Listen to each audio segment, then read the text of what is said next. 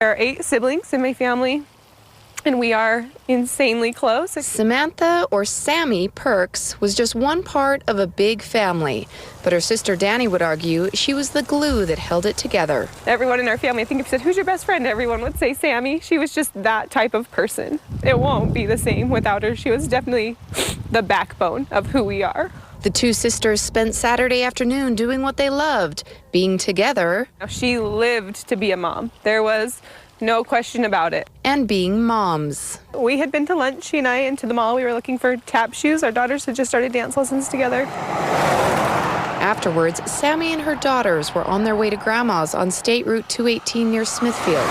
That's when the accident happened. For unknown reasons at this time, the Ford Fusion veered into the westbound lane. There was a vehicle that was traveling westbound in front of the Pontiac that was able to swerve and avoid contact with the Ford Fusion. But as a result, the Ford Fusion hit the Pontiac head-on. Troopers say the teen was driving by himself with a learner's permit. And I called her and she told me that the girls were in an accident, that the girls were okay, but that Sammy had not made it. The 15-year-old driver was flown to Primary Children's with serious head injuries. He's there with Sammy's 7- and 4-year-old daughters. It's definitely been the worst day of my life.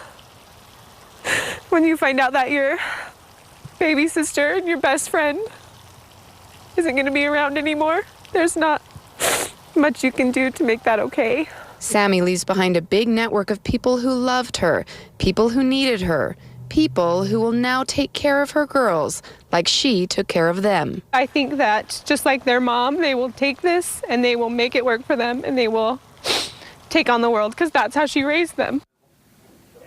Now the family wants to thank the EMTs, the doctors and nurses, and the people who stopped at the crash scene to help Sammy's little girls before emergency crews got there.